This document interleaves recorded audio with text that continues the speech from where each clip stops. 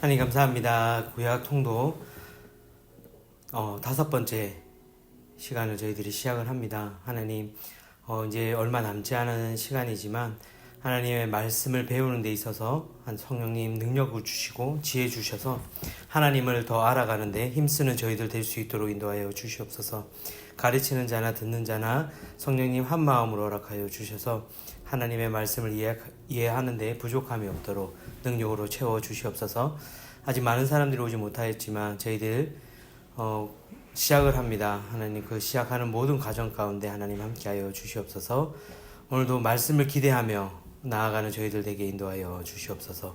예수님의 이름으로 기도드렸습니다. 아멘. 저희 다 유튜브로 저 혼자 독백하니까 반응이 없으니까 너무 심심하더라고요. 그래서 이렇게라도 몇 분이라도 계신 상태에서 하는 게 그게 은혜구나라고 좀 생각을 했습니다. 자, 저희가 민수기를 시작을 해야 되는데, 자, 교재 저희 81페이지 81페이지 보면 민수기에 대해 개략적으로 나와 있는 내용이 있습니다. 자, 율법서가 5개라고 말씀드렸죠. 창출, 레민신, 토라라고도 하기도 하고 모세 오경이라고도 하고 율법서라고도 하는 자, 민수기 슬라이드 잠깐 보시면 이거를 녹음되는 잘 되겠지? 자, 민수기는 백성을 계수한 기록을 가지고 있는 책이고요. 그리고 인도하시는 하나님에 관련된 책입니다. 자, 교재 이제 81페이지로 넘어가면 민수기는 첫 줄에 동행의 책이라고 되어 있습니다. 그래서 제가 밑에 있는 표를 옆에다가 정리했는데 그 맨 첫 번째 챕터거든요. 1장부터 10장까지는 광야 1세대, 그리고 11장부터 25장은 광야 여정, 이 가데스 바네아를 중심으로 38년 동안 이제 헤매는 이 이스라엘 백성들의 모습을 저희들이 발견할 수 있고요. 그리고 광야 2세대 26장부터 마지막 36장까지는 이제 2세대 출애굽 1세대가 아닌 2세대를 놓고 이제 모세가 마지막 설교하는 장면과 이제 그 세대를 준비하는 그 장면이 이제 민수기의 마지막이라고 할 수가 있습니다.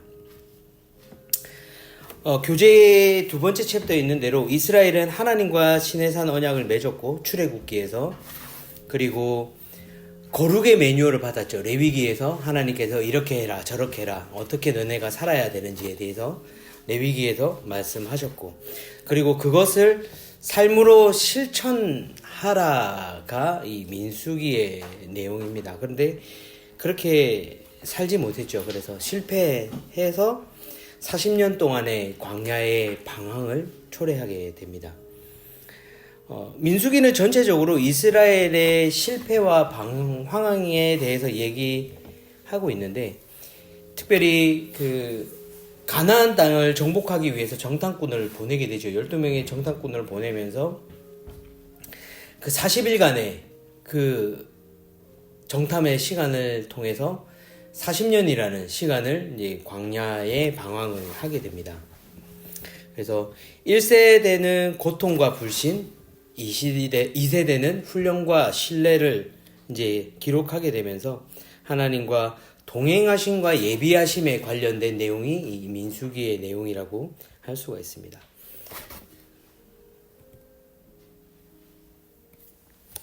그 밑에 내용들이 이제 전체적으로 제가 금방 말씀드린 거였고요. 그 다음에 저희 교재 이제 넘어가도록 하겠습니다. 교재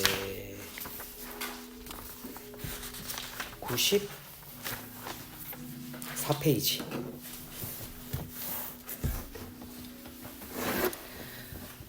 민수기 1장부터 이제 보면은 이 3절, 민수기 1장 3절에 보면 전쟁에 나갈 수 있는 이스라엘 20세 이상 모든 남자들의 수를 부대별로 세라라고 하나님께서 명령하시죠.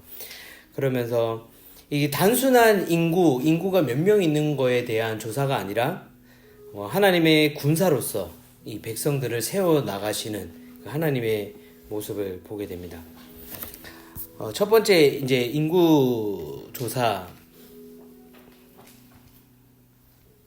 1장에 이제 첫 번째 인구 조사에 관련된 내용들이 쭉 나오게 되는데 저희 교재 94페이지에 보면 12지파에서 20세 이상, 20세 이상 싸움에 나갈 만한 장정의 수가 몇 명이라고 되어 있나요?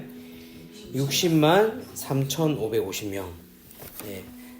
처음에 갈 때 그 이집트로 들어갈 때 요셉과 그 형제들과 그 식솔이 70명이었죠. 70명이었는데 400년이 지난 다음 지금은 60명. 어른과 아이들과 이제 여자들을 다 계수하면 거의 200만 명에 달하는 엄청난 숫자로 하나님께서 축복을 주셨습니다.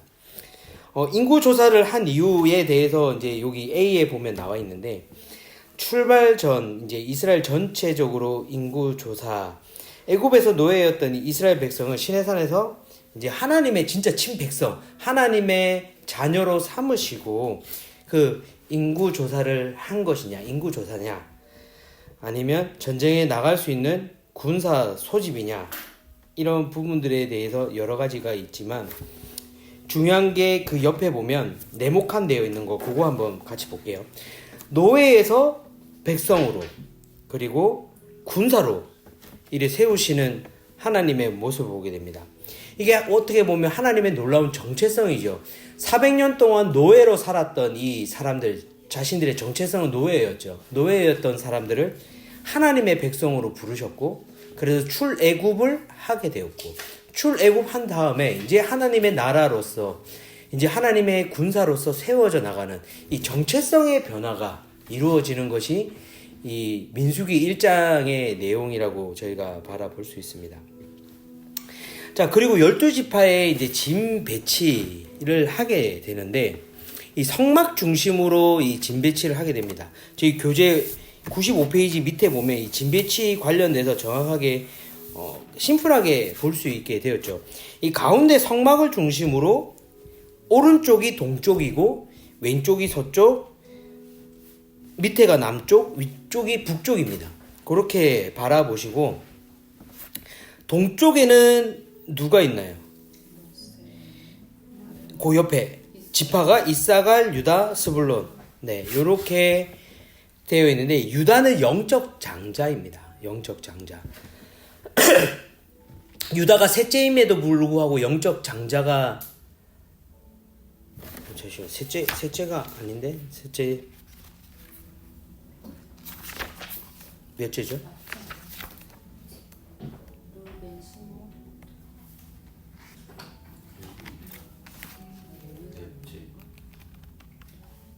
자, 창세기 저희 돌아가서 보면 예, 그렇죠. 유다가 넷째인데도 이제 나중에 자신이 잘못들을 후회하면서 요셉을 판 것에 대해서 후회하면서 영적인 지도자가 되게 되죠. 그리고 밑에 남쪽 두 번째 지금 이제 성막이 이동할 때 동쪽, 남쪽, 서쪽, 북쪽 이런 식으로 이동을 하거든요. 그래서 밑에 남쪽에 보면 이제 실질적으로 혈통의 장자인 루벤이 있고 그 다음에 갓과 시몬, 이 레와 실바의 아들들이죠. 그리고 서쪽에는 에브라임, 축복의 제자, 그 요셉의 아들이죠. 요셉의 아들 축복받았던 에브라임,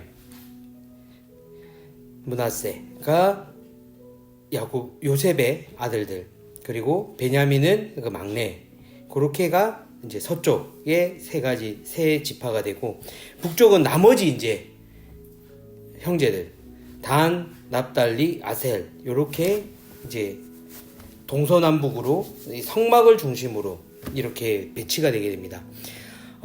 이 짐 배치는 하나님의 중심, 이 성막을 중심으로 동서남북으로 이 성막을 둘러싸게 되는 것이죠. 그래서 그 교재 위쪽에 보면 노란색 C라고 되어 있는데 보면 성막 중심, 하나님의 중심의 짐 배치다 라고 설명하고 있습니다. 자, 그리고 그 성막 안에 이제 제사장 레위인들이 남아 있죠. 그 레위인들 중에 모세와 아론 동쪽으로 이 성막의 문이 오픈되어 있습니다. 그래서 모세와 아론 대제사장들이 그쪽 동쪽을 차지하게 되고, 그리고 장막을 운반하는 게드손 자손이 서쪽, 그리고 남쪽에 고핫, 성물을 운반합니다. 가장 중요한 역할이죠. 성물을 운반한다는 것 자체가 가장 중요한 역할. 어떻게 보면 게르손이 그것을 운반을 해야 되는데, 그 마음의 중심을 보시는 하나님께서는 첫째 장자에게 축복을 주지만 그 장자가 준비되지 않을 때에 다른 사람에게도 하나님께서는 그 축복의 기회를 허락하심을 저희들이 바라보게 됩니다. 그리고 북쪽의 셋째 무라리가 이 성막의 기둥을 가지고 운반하게 되죠. 그 다음에 저희 다음 페이지로 넘어가세요.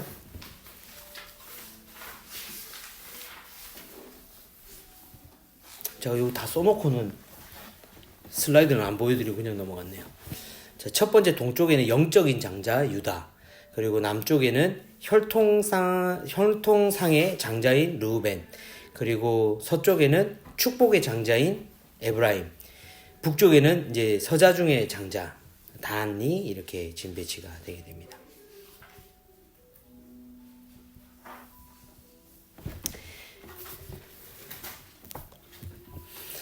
자, 그 다음에 제사장과 레위인.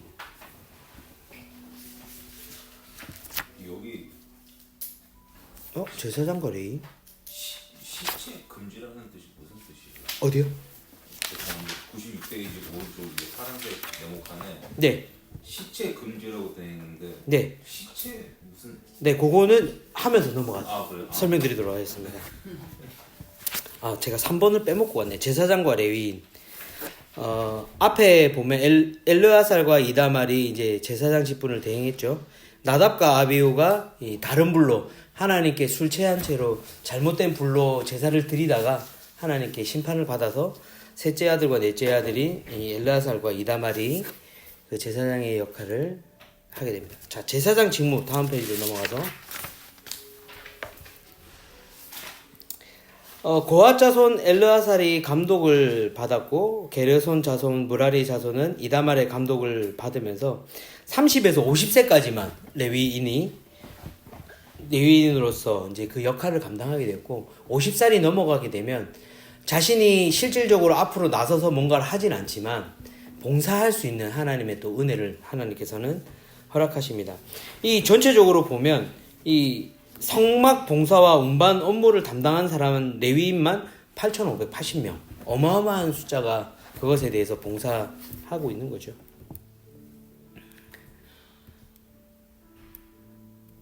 자, 이제 1세대가 이제 준비를 하면서 시내산의 언약을 받고 이제 광야로 출발하는 그 모습을 보게 됩니다. 자, 출발 전 준비. 자, 5장의 내용이 나오는데, 출발 전에 이제 하나님께서 성결케 먼저 하십니다. 그래서 부정한 자를 진 밖으로 보내서, 우리가 이 성막과 진 배치에 대해서는 아까 뭐가 중심이라고 했죠? 하나님이 중심이라고 했습니다.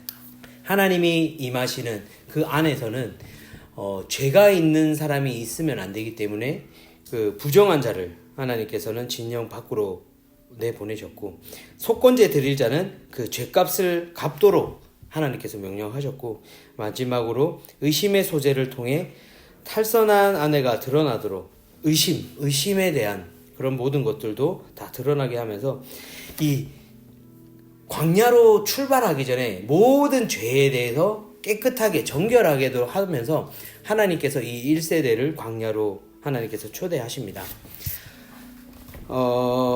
아까 나시린 관련돼서 이야기를 하셨는데 그거 한번 볼게요. 나시린은 술을 마실 수가 없어요. 술 취할 수가 없었고, 머리를 깎을 수가 없어요. 머리에 삭도를 대서 자를 수가 없었고, 마지막 시체 금지. 죽은 시체는 부정한 것이기 때문에 그것을 만질 수가 없어요. 그래서 그 시체조차도 만지지 못하겠는데, 그 삼손이 그 짓을 다 했죠. 머리도 자르고 술 맨날 마시고. 삼손이 나시린이었어요? 네, 선한 나시린이었습니다.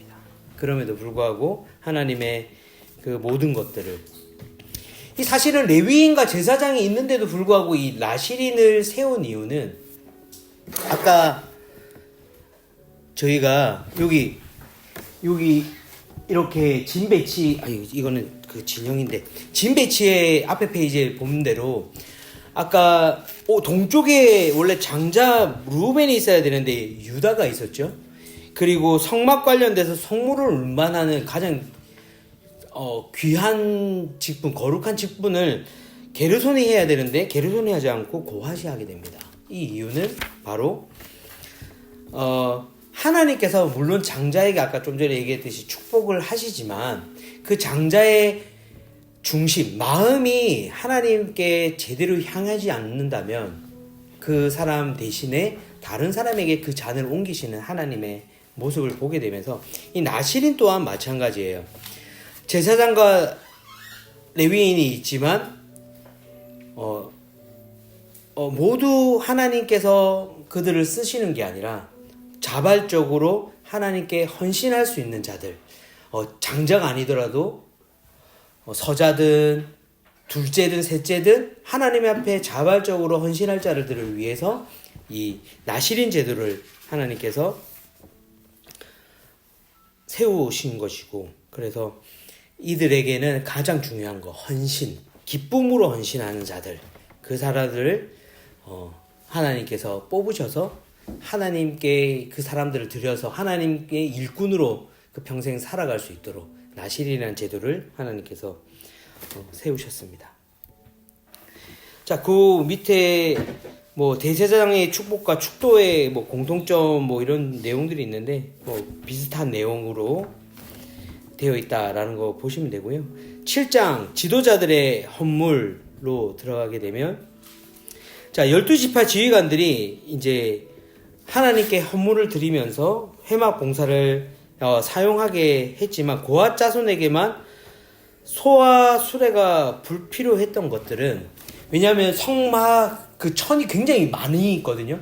그 많은 그 짐승의 털로 제작이 되었고 그 무게 또한 무거웠기 때문에 수레가 필요했고, 그리고 기둥을 담당하던 게르손 므라리 같은 경우는 기둥도 엄청나게 무겁거든요. 그래서 수레 같은 거를 사용해야 했지만 이 성막은 이 무조건 어깨에 사람이 직접 메고 걸어가게 했습니다. 그래서 봉헌물을 들여서 회막 봉사자들에게 사용하겠지만 고핫 자손에게는 그런 봉헌물 관련돼서는 사용하지 못하게 하나님께서 하시게 됩니다. 자, 그 다음 옆에 가서 레위인의 헌신. 자, 레위인의 성별해서 요제로 드렸는데 25세 이상은 회막에서 봉사할 수 있었고, 다만 운반 업무, 운반에 관련돼서는 30살 이상만 할 수 있게 하나님께서는 정하셨습니다. 앞부분은 사실은 규례에 관련된 부분들이라 제가 뭐 따로 표시하긴 했지만 좀 간단하게 좀 저희가 좀 빨리 넘어가도록 하겠습니다. 자, 두 번째 유월절.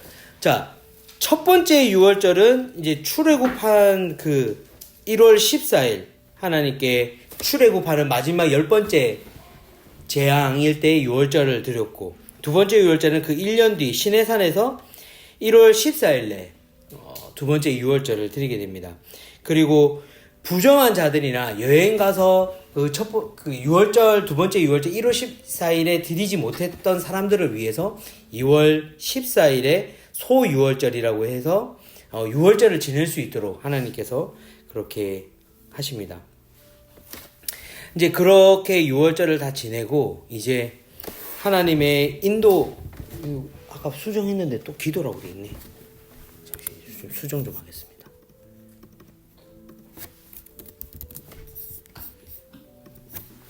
이렇게 하나님의 인도로 이제 나가게 되는데, 민수기 10장 33절을 한번 볼까요?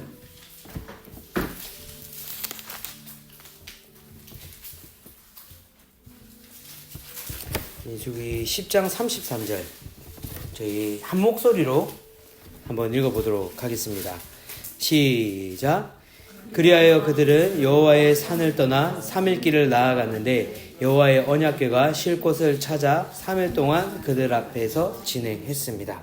자, 이건 뭐냐면 이 지도로 보시면 이 하나님의 이 진이 움직이는데 진의 순서입니다.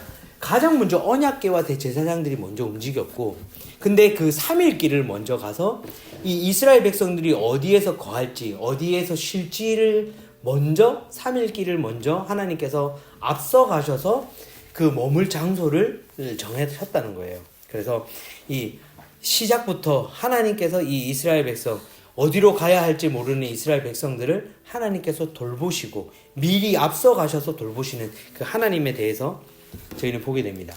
이 수많은 진들이 움직이려면 이 엄청난 규모거든요. 그 규모가 움직이려면 어떻게 하느냐? 10장 4절에 보면 나팔을 한 번만 불면 이 지도자들이 이제 먼저 모이게 되고요. 그 다음에 두 번째 5절에 보면 짧게 끊어서 부는 나팔 소리가 나면 동쪽 진영이 이제 움직이게 됩니다. 그리고 6절에 보면 두 번째로 짧게 끊어서 부는 나팔 소리가 불면 남쪽 진영. 그 다음 나팔 소리에 이제 이어서 서쪽, 북쪽이 이동하게 되고 또 회중을 다 이제 부르기 위해서는 긴 나팔 소리. 이 나팔 소리로 이 엄청난 민족 이동이 이루어지는 모습을 저희들이 보게 됩니다. 어떻게 보면 체계적이죠. 그 나팔 소리 하나 가지고 뿌 불면 모이고 뿌 한번 불면은 이제 동쪽 지파부터 서서히 진행하게 되는 그 모습들을 바라보게 됩니다. 자, 이제 옆에 있는 저희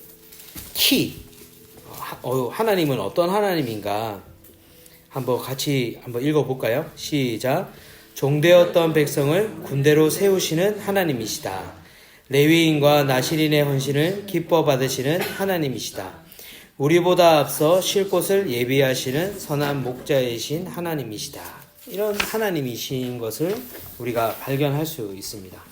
이제 광야 여정, 이제 38년 동안의 이제 광야 여정이 이제 시작이 됩니다. 그 모습을 저희들이 한번 따라가 보도록 하겠습니다. 자, 바란 광야에서의 실패, 이제 11장과 12장.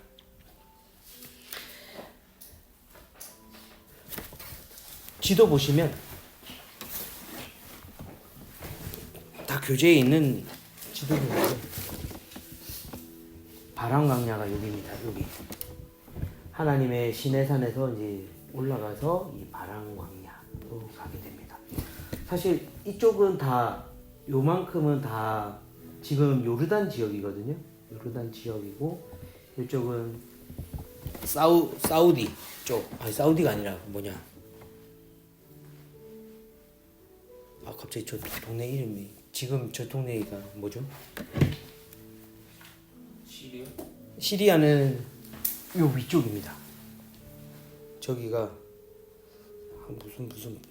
무슨 반도라고 하는데 컨닝하겠습니다. 사우디아라비아 옆에 이집트와 사우디아라비아 이렇게까지 끊어서 여기는 사우디아라비아, 그렇죠? 여기는 이집트 그 광야에 이제 있게 됩니다. 자, 바란 광야의 실패가 어떤 실패인가? 백성과 70인의 장로, 첫 번째 민수기에 나오는 첫 번째 불평이 나오게 됩니다. 그래서 11장에 보면 저희 교재 99페이지 첫 번째 11장 백성과 70인의 장로를 보면 이스라엘이 다베라 불사름에서 원망하자 불이 붙게 되는 장면이 있는데 어떤 내용인지 저희가 한번 바라보도록 하겠습니다. 자, 11장 11장 1절에 보면 첫 번째 그때 백성들이 불평하는 소리가 여호와의 귀에 들렸습니다. 자, 여호와께서 그 말을 들으시고 진노하셨습니다. 그러자 여호와의 불이 그들 가운데 타올라서 진의 바깥쪽을 태웠습니다. 진의 바깥쪽이라면 사이드를 얘기하는 거겠죠. 거기서 이들의 이스라엘 백성들의 불평은 뭔가요? 항상 똑같죠. 이집트에서 살던 때, 애굽에 살던 때가 좋았는데 거기에 묘지가 없어서 우리를 이곳에 불러내가지고 죽이려고 하느냐. 하나님께서 10가지 재앙을 보내주시고 여러 가지 것들을 보여주시고 먹을 것도 주시고 물이 없다고 불평하면 물도 주시고 하셨지만 그 가운데서 정말 불평만 하는 그 모습에 하나님께서 진노하셔서 태우시는 모습을 보게 됩니다. 제가 이 바람 광야하고 이걸 안 읽었네요. 잠깐 앞으로 가서 왼쪽 98페이지 가서 이 바람 광야는 애국과 미디안 사이 시내 광야와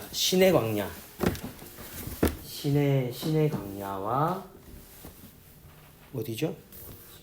신광야. 여기가 신광야라고 저희가 읽긴 한데 여기도 신광야라고 하거든요.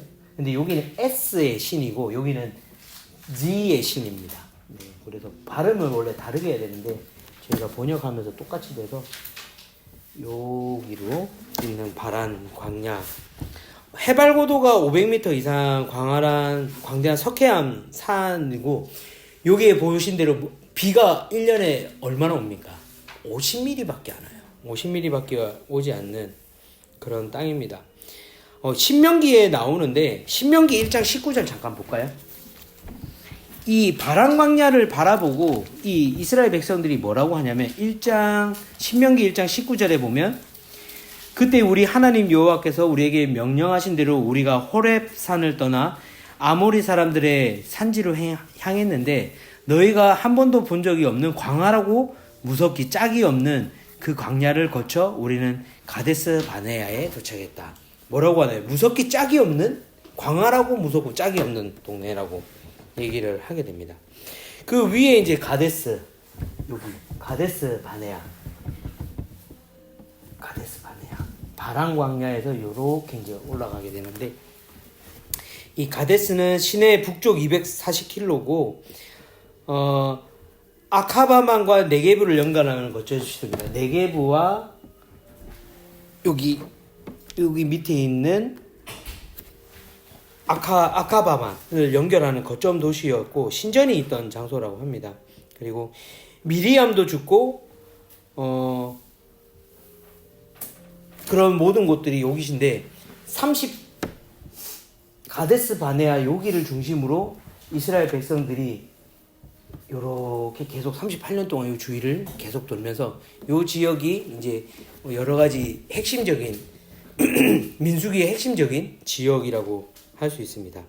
이 가데스라는 것은 번역을 하면 이 거룩한이라는 뜻이고요. 그리고 바네아라는 것은 방랑이라는 뜻입니다. 그래서 가데스 거룩함과 바네아의 방랑. 거룩한 하나님을 만날 수 있는 곳이기도 하고 또 방황할 수 있는 그런 땅이다라고 보시면 되고 거룩한 하나님을 만날 수 있는 것과 방황할 수 있는 것은 하나님께서 우리에게 주시는 것이 아니라 우리의 선택에 따라서 우리가 하나님의 말씀을 잘 순종할 때는 그 거룩한 하나님을 만날 수 있는 장소가 가데스인 것이고 우리가 하나님을 거역하고 하나님 앞에 불순종할 때는 이 바네아, 이 방황할 수밖에 없는 그 땅이 바로 이 가데스 바네아라고 보시면 될 것 같습니다. 그리고 신광야, 이 바람 광야와 네게브 사이 동쪽 아라바 광야 곁에 있는 광야로 고원지대 곳곳에 이 분지 형태로 되어 있는데 요르단 땅이 참 재밌는 게 요르단은 이제 여기 사해 근처 이쪽으로 오면 굉장히 높은 지역이에요. 높은 지역이다가 오다가 보면은 그 불뱀 사건 나오는 지역에 보면 뭐라고 하지? 해수면과 높이가 그 표시가 있어요. 그 지역으로 가면 그 표시에 보면 여기가 바다의 높이하고 같다라고 표시되는 데가 있거든요. 제가 여기 찍어 왔는데 네, 여기 가면 이렇게 되어 있습니다. C 레벨이라고 되어 있어요. 그 표시가 있어요. 이제 여기부터는 C 레벨보다 낮아지는 지역으로 하게 됩니다.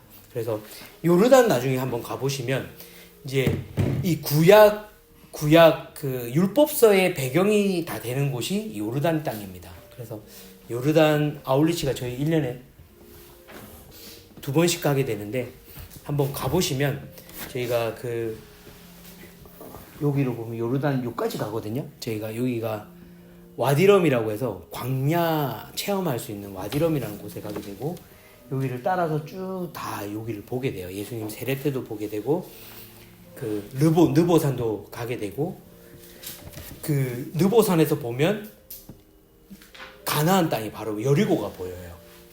그 7바퀴 돌아서 성이 무너졌던 여리고 성도 보이게 되고 그 모든 것들을 볼 수 있는 데가 네 요르단입니다. 한번 가서 보실 수 있는 기회가 있으면 좋겠습니다. 이제 저희 다시 본론으로 돌아와서 민수기 11장에 보면 하나님이 이렇게 불평불만하는 백성들을 벌하시고 나서 이 모세도 참 지치는 것 같아요. 그래서 11장 14절에 보면 뭐라고 하냐면 저 혼자만으로는 이 백성을 감당할 수가 없습니다. 그들이 제게 이제 벅찹니다. 약간 우울증이 이제 슬슬 오기 시작하는 모세를 보게 됩니다. 그래서 하나님의 영이 하나님이 세우신 70명의 장로들에게 임하게 되는데 17절에 보면 내가 내려가 거기서 너와 이야기하고 내게 내려준 영을 그들에게도 나눠줄 것이다. 그러면 그들이 이 백성의 짐을 너와 함께 나눠지고 너만 혼자 지지 않게 될 것이다. 자, 이 70명이 다 하나님의 말씀을 잘 듣고 몸을 다 거룩하게 하고 나오는데 이 두 사람이 나오잖아요. 두 사람이 누구냐면 엘닷과 메닷입니다. 27절에 보면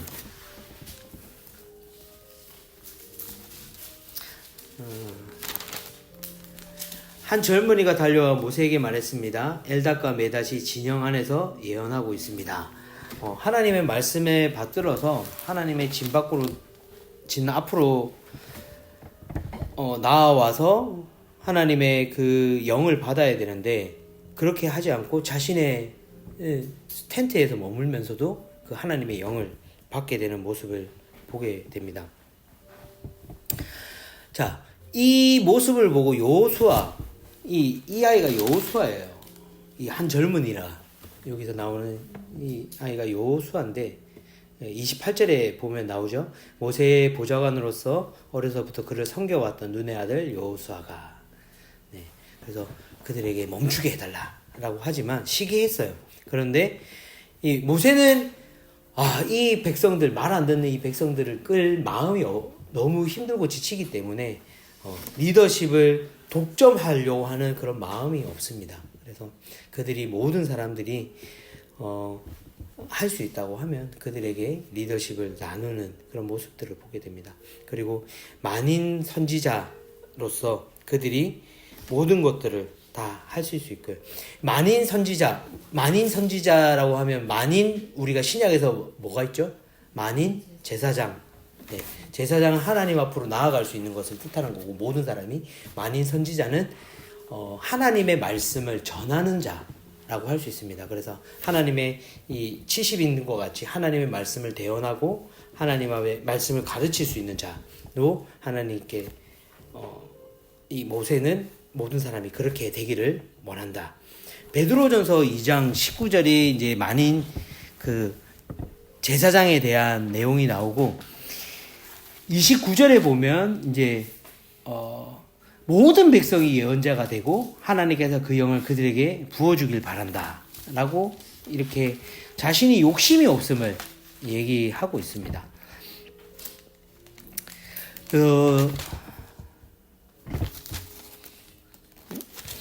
출애굽기 말인데 민수기 1장 19절인가? 네. 자, 그런 다음에 백성들이 반기를 든 다음에 이 미리암과 아론도 반기를 들게 됩니다. 왜 반기를 드느냐? 보면은 이 구스 여인과 결혼하는 이방 여인과 결혼하는 모세를 보면서 아론과 미리암이 지적하게 되죠. 자, 그러면 이 이방 여인과 결혼한 것이 잘못된 것인가? 12장 2절에 보면 그들이 말했습니다. 여호와께서 모세를 통해서만 말씀하시겠느냐? 우리를 통해서도 말씀하시지 않겠느냐? 그 말을 이 하나님이 세운 영적 리더를 비방하는 이야기를 한 것을 하나님께서 이제 들으시게 됩니다. 이 구스 여자라는 것을 우리가 우리말 성경에 보면 에티오피아 여자라고 나와 있거든요. 자, 그러면 하나님께서는 이방 여인과 결혼을 하지 말라고 했느냐? 만약에 이방 여인과 결혼한 것이 잘못되었다면 하나님께서 모세를 책망하셨겠죠.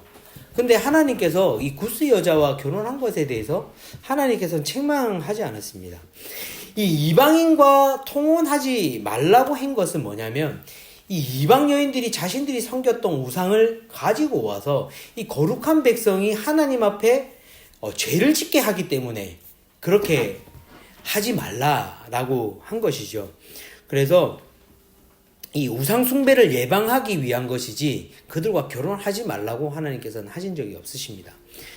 그 예로 요셉도 이방 여인과 결혼을 했고 이 모세도 십보라도 이방 여인이었습니다.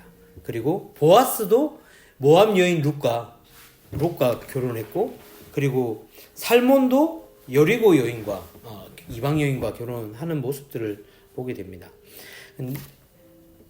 단지 이방 여인과 결혼하지 말라고 한 것은 우상을 섬겨서 하나님을 배척할까봐 하나님 앞에 또 범죄할까봐 하나님께서 막으신 것입니다. 자, 이제 가데스에서 이제 실패를 하게 되는데 가나안으로 이제 정탐꾼을 보내게 됩니다. 그래서 하나님이 발 빠른 자들만 모은 것이 아니라 각 지파에 한 명씩 모으게 되는데 각 지파에 한 명씩 모은 하나님의 이유는 뭐냐면 모든 사람이 하나님의 그 마음, 하나님이 너희들에게 약속하신 것들을 모든 사람에게 보여주고 싶어 하는 그런 마음에 있어서 이 각 지파에 한 사람 대표를 모아서 이렇게 나아가게 되는 것입니다. 잔잔하게 BGM이 들리니까 졸려오네. 자, 그래서 정탐꾼이 40일 동안 이제 정탐하고 이 에수골 골짜기가 이름이 뜻을 풀이하면 포도송이라는 뜻인데 이 포도송이 골짜기에서 큰 포도송이를 가지고 오게 되고 석류와 무화과를 따오게 됩니다. 그리고 그 10명이 봤다는 이 헤브론의 아낙자손 네피림 같다라고 했는데 네피림은 사실은 노아 홍수 때 다 죽었죠. 그만큼 이 네피림이라는 존재가 이제 전승으로 내려오면서 두렵고 무서운 존재. 약간 이 사람들이 거인이었던 것 같아요. 그래서 그들을 보고 네피림 같다라고 하는 그 두려운 마음들, 그 모습을 이제 발견하게 됩니다. 13장 33절에 보면 나오죠. 우리가 거기서 곧 네피림에게서 나온 아낙 자손들을 보았다. 우리 눈에도 우리가 메뚜기처럼 보였으니 그들 눈에도 마찬가지였을 것이다. 자, 여기서 자신들을 뭐라고 설명하고 있나요? 메뚜기라고 표현하죠. 이 메뚜기라는 것은 정말 한낱 아무것도 아닌 존재잖아요. 근데 이 이스라엘 백성은 누가 구원하고 택하셨나요? 하나님이 택하신 이 백성을 자신들이 이렇게 자신들을 메뚜기처럼 자신을 낮췄다는 것은 이 하나님의 권위, 하나님의 위상을 떨어뜨리는 모습이라고 우리는 바라볼 수 있는 것이죠. 오히려 표현을 하나님의 군대라고 표현을 해야 되는데 이 메뚜기로 표현한 것이 이제 잘못됐다라고 할 수 있습니다. 자, 이 14장 그들이 이제 돌아와서 원망과 그 이야기를 들은 백성들이 원망과 또 하나님께 징계를 받는 민수기의 두 번째 원망이 이 14장에 나오게 되는데, 자, 10번의 시험과 40번의 방황, 그 교재 100페이지 위에 C에 보면 10번의 시험과 40년의 방황이 나오죠.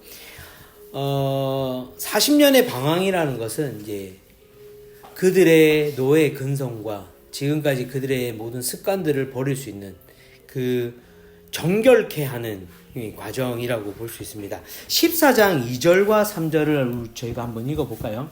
그들이 뭐라고 하나님께 불평하냐면 14장 2절과 3절입니다. 모든 이스라엘 백성들이 모세와 아론에게 불평했습니다. 온 회중이 그들에게 말했습니다. 우리가 이집트에서 죽었거나 이 광야에서 죽었더라면 좋았을 텐데. 여기 밑줄 한번 꺼볼까요? 이 광야에서 죽었더라면 좋았을 텐데.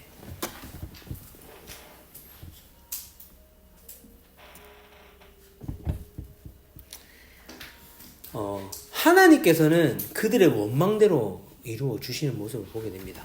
14장 28절을 한번 볼까요? 14장 28절에 보면 그러니 그들에게 말하여라 여호와께서 말씀하시나 내가 살아있는 한 내가 너희에게 들은 그대로 너희에게 해줄 것이다. 그래서 이 광야 출애굽 1세대는 하나님의 가나안 땅으로 들어가지 못하고 2세대만 들어가게 되는 계기가 이 원망 14장에 나오는 원망 때문에 이 광야에서 죽었더라면 좋았을 텐데 하나님께 뭔가 원망하고 기도하더라도 말을 조심히 해야 됩니다. 그대로 이루시는 하나님이시기 때문에. 네, 여기 하나님은 말씀하신 내가 살아있는 한 그런 말씀하셨는데 네. 영생이신 분이신데 네. 저희를 떠난다는 얘기인가 이 말이? 내가 살아있는 한 어쨌든 내가 너희를 다스리고 있는 동안이라고 생각하시면 될 것 같아요. 뭐 영원하신 분이 뭐 죽으실 일은 없으시니까. 네. 그러니까 저희도 그러잖아요. 내가 살아있는 동안 내가 너 보면 내가 내 성을 간다 뭐 이런 식으로 하듯이 하나님께서 이 이스라엘 백성들의 그 원망과 불평을 바라보시면서 그래 너네가 그렇게 기도했지 내가 원했지 내가 그대로 해줄게 라고 이제 하나님께서 이야기하시는 그 모습들을 보게 됩니다. 그래서 이 10가지 재앙으로 이 애굽에서 구했는데 10번이라는 것은 하나님께서 계속 시험하셨던 그 모습이었고 이 약속의 땅에 그 관찰했던 40일과 근데 사실은 곱하기 10 하면 400일이거든요. 40년이 아니라. 근데 이제 그거를 40년으로 하루를 1년으로 계산해서 40년간 이제 그들이 그 땅에 됩니다. 하나님의 분노를 한번 11절, 12절을 한번 보겠습니다. 14장 11절, 12절. 하나님께서 아까 물론 너희가 들은 대로 해주겠다고 했지만 뭐라고 얘기하냐면 여호와께서 모세에게 말씀하셨습니다. 이 백성들이 얼마나 더 나를 업신여기겠느냐. 내가 그 많은 표적들을 저들 가운데 보여줘. 표적이 뭐였죠? 10가지 재앙, 그리고 홍해를 가르는 모습들, 그리고 만나와 메추라기, 그리고 물이 원했을 때 물이 나오게 물을 공급해 주시는 그 하나님을 보여주고 낮에는 구름기둥으로 밤에는 불기둥으로 인도해 주셨던 그 하나님의 이적들을 보여줬는데도 불구하고 이 백성들이 나를 믿지 못한다. 네. 그래서 12절에 보면 내가 그들을 역병으로 쳐서 멸망시키고 너를 그들보다 더 크고 강한 민족으로 만들 것이다. 다 죽여보려고 한 거죠. 하나님께서는 실질적으로. 근데 이제 그 뒤에 이제 모세가 하나님께 간청하는 그 모습들을 보게 됩니다. 그래서 하나님께서 이제 그 진노를 거두시고 그 1세대가 아닌 2세대만 이제 데리고 들어가시는 하나님의 모습을 보게 됩니다. 자, 15장에 보면 이 제사와 옷 단솔에 대한 이야기가 나오면서 이 안식일에 이제 나무하러 간 사람 이야기가 나옵니다. 땔감을 구하러 나간 사람을 했는데 돌로 쳐라 라고 하게 됩니다. 안식일에 대해 사실은 계속 강조했죠. 출애굽기 32장도 그렇고 32장 14절 15절 그리고 35장 2절에 보면 이 안식일을 거룩하게 지킬 것에 대해서 두 번이나 강조하셨는데 그렇게 행하지 못하는 자들을 이제 하나님께서 돌로 치게. 이 광야라는 곳은 어떤 곳입니까? 광야라는 곳은 정말 아무것도 없어요.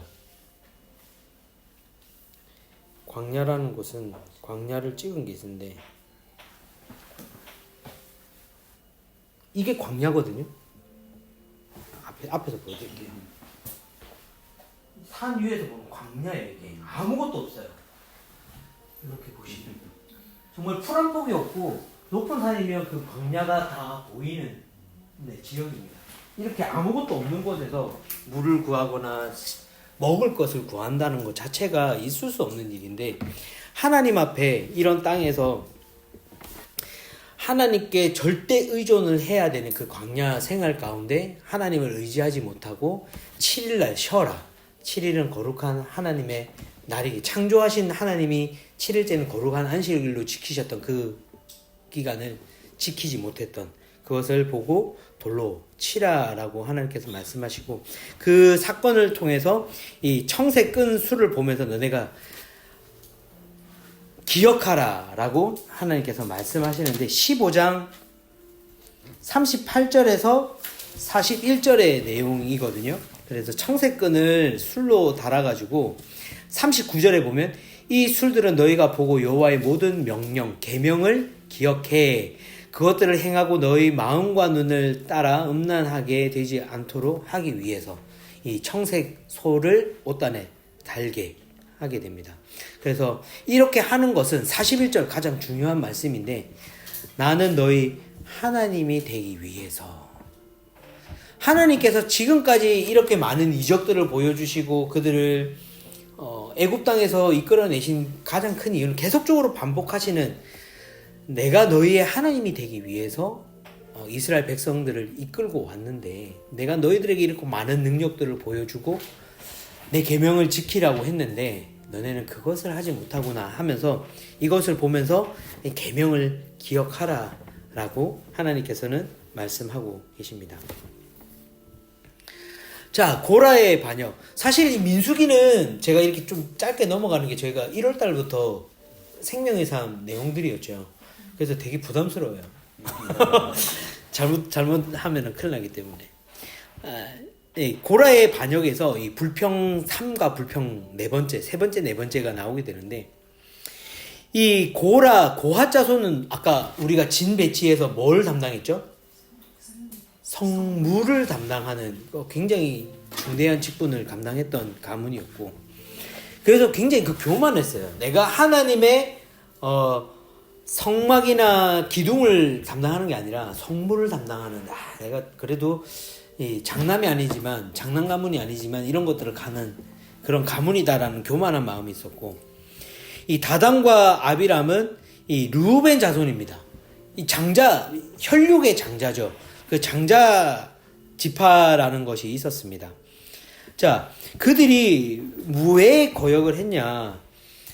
3절에서 11절, 16장 3절에서 11절에 보면 모세에게 반기를 들게 되죠. 아까 그 아론과 미리암이 반기를 들었던 것처럼 이 모세에게 반기를 들고 이 250명과 함께 일어나게 됩니다.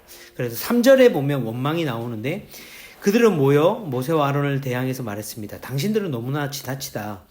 회중은 하나같이 거룩하고 여호와께서 그들과 함께 하신다. 그런데 왜 당신들이 여호와의 총회 위에 스스로 높이느냐? 아니, 왜 모세와 아론 너네만 하나님의 말씀 듣고 맨날 이렇게 하느냐? 이제 따지는 거예요. 자신이 장자고 하나님의 성물도 담당하고 귀중한 역할들을 다 감당하는데 왜 아무것도 아닌 너네가 지금 이렇게 우리 민족을 이끌고 있냐라고 이야기를 하는 것이죠. 자, 그래서 16장 뒤쪽으로 가게 되면 그 250명에게는 17절에 보면 향로를 가져오게 합니다. 그래서 진짜 누가 하나님이 택한 사람인지 알아보자 라고 하게 되고, 24절에 보면 고라와 다단과 아비람의 장막에서 떨어져라 고 회중에게 말하게 됩니다. 그들이 그 자신의 장막 앞에 있게 되는데, 그 벌이 뭐냐면은 31절에 땅이 갈라져서 다 죽게 됩니다. 그래서 모든 가문이 이 씨가 말라서 다 죽게 되는 것이죠.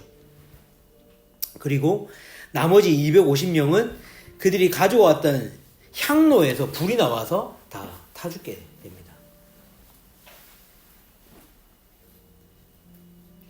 여기 교재에도 사실은 잘 정리되어 있는데, 고하 자손의 고라는 성문을 담당하는 가문이라 굉장히 교만했고, 르우벤 지파 다단과 아비람은 오는 실패한 장자 집회라는 자격지심 때문에, 그런 자격지심 때문에 나아가지 못했고, 나답과 아비후가 다른 불로 죽었다면 이들은 다른 직분인데 향로를 들었다가 이제 죽게 되는. 그래서 항상 사역자들, 이제 리더들은 항상 겸손하고 건강한 마음으로 가져야 되고, 또 하나님께서 세우신 분들을 또 우리가 또 잘 존중하고 따라야 한다라는 것에 고라 반역, 이 세 번째, 네 번째 불평이 나오게 되는데, 그 불평이 뭐냐면, 네 번째 불평이 뭐냐면 41절에 나옵니다. 이렇게 다들 죽고 나서 40절에 이제 그 향을 들여서 나와서는 안 된다. 다른 사람이 하나님 앞에, 하나님이 선택한 자 말고는 나오면 안 된다 얘기하고, 41절에 네 번째 불평이 나오는데, 다음날 온 이스라엘 회중이 모세와 아론에게 불평하며 말했습니다. 당신들이 여호와의 사람들을 죽게 했다 라고 또 불평하게 되죠. 이 고라 때문에 죽은 사람이 몇 명이 되었냐? 49절에 나오는데 14,700명의 사람들이 고라의 반역으로 죽게 되는 장면들을 바라보게 됩니다. 이 정도면 거의 학습 능력이 없는 것 같아요. 거의 금붕어라고 저는 바라봐도 될 것 같아요. 진행이. 참 그게 참 그렇게 했는데도 이게 잘 안 되는 거 보면 참 신기한 것 같아요. 자, 그 다음 17장 아론의 지팡이. 이 아론의 지팡이라는 것은 양을 칠 때 목자가 지팡이를 들고 있죠. 리더가 지팡이를 들고 있는 것이죠. 그리고 모세도 지팡이를 들고 있었고, 이 지팡이라는 것은 이제 리더십을 뜻하는 거라고 생각하시면 되고요. 하나님께서 이 아론을 영적인 지도자로 하나님께서 세우시게 됩니다. 자, 왜 이렇게 세우게 되냐? 이렇게 자꾸 불평과 불만, 지도자, 하나님께서 세우신 지도자라는 거에 대해서 이제 불평, 불만을 있는 자들에게 각 지파의 지도자들의 12개의 지팡이를 가지고 오라고 하죠. 17장에 보면. 지팡이라는 것은 뭐예요, 또? 나무를 잘라서 만드는 거잖아요. 그러면 생명이 있습니까? 없습니까? 생명이 없는데 그 지팡이 가운데 싹이 나게 하나님께서 하시면서 하나님께서 세우신 자로서 증표로 하나님께서 보여주신 것이죠. 여기서 보면 이제 지도자에게 한 것은 나에게 한 것이다. 신약 성경에 보면 뭐라고 하나요? 예수님께서 소자에게 한 것은 나에게 한 것이다 라고 한 것처럼 하나님께서 세우신 지도자에게 하는 것이 하나님께 하는 것과 똑같다라는 것을 이 백성들에게 말씀하고 계십니다. 자, 제사장과 레위인. 사실 이 제사장과 레위인 관련돼서 여러 가지 이야기들을 많이 하죠. 그 책임과 권리, 그들이 하나님께 유업을 받지 못했기 때문에 그들이 어떻게 먹고 살아야 되는지에 대한 그런 것들을 18장에서 말씀하고 있습니다. 자, 그 이에 보면 성경에서 말하는 11조 규정이 있죠. 자, 아브라함이 첫 번째 이제 최초의 11조를 드리게 되었죠. 그리고 야곱이 11조를 소원했고, 11조는 나중에 이제 여기 18장에 보면 레위인의 기업, 이제 생계의 수단이 되죠. 그것을 통해서 먹고 되고, 그리고 그것을 그냥 레위인만 쓰는 것이 아니라 하나님께서는 항상 약한 자들, 어린아이들이나 과부나 노인들, 주변에 나그네 된 자들, 그들을 위해서 쓸 수 있게끔 하나님께서 규정을 하십니다. 자, 19장으로 넘어가서 부정을 씻는 방법에 대해서 나오는데, 여기 붉은 암송아지 교재에 보면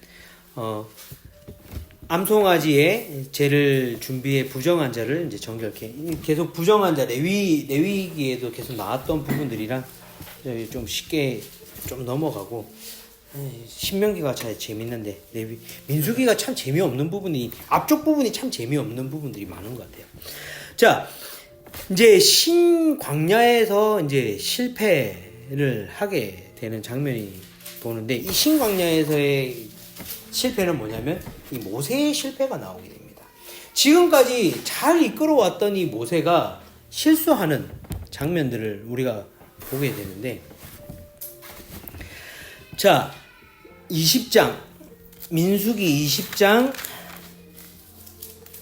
아까 가데스 바네아가 중요한 지역이라고 했잖아요. 20장 1절에 보면 이 미리암이 그 땅에서 죽게 되는 모습을 보게 되고 2절에 보면 회중들이 물이 없어서 모세와 아론을 대항해 이제 모여들게 되면서 여기서 다섯 번째 원망. 이 민수기에 아까 저희가 계속 제가 원망에 대해서 말씀했는데 다섯 번째 원망이 나오는데 3절에 보면 그들이 모세에게 대들면서 말했습니다. 우리 형제들이 여호와 앞에서 쓰러져 죽을 때 우리도 함께 죽었더랬으면 좋았을 텐데 이 형제들이 죽었던 사건이 뭔가요? 바로 앞에 나왔던 고라 사건, 고라의 반역 사건을 얘기하는 겁니다. 하여튼 이 민족들은 뻑하면 그냥 내가 죽었으면 좋았을 텐데 하는 너무 하나님께서 주신 그 생명을 너무나도 경시하는 이스라엘 백성들의 모습을 보게 됩니다. 자, 하나님께서 그래서 뭐라고 얘기하냐면 8절 보면 이게 제 지난주 새벽기도 본문이었는데 하나님께서 뭐라고 얘기하시면 그들 눈앞에서 저 바위에다가 말하면에 동그라미 한번 쳐보시겠어요? 말하면 그러면 바위에서 물이 날 것이다 라고 말씀하셨어요. 그런데 이 모세가 어떻게 하냐면 10절 후반절에 보면 한번 같이 읽어볼까요? 그 말 따옴표 있는 거 시작.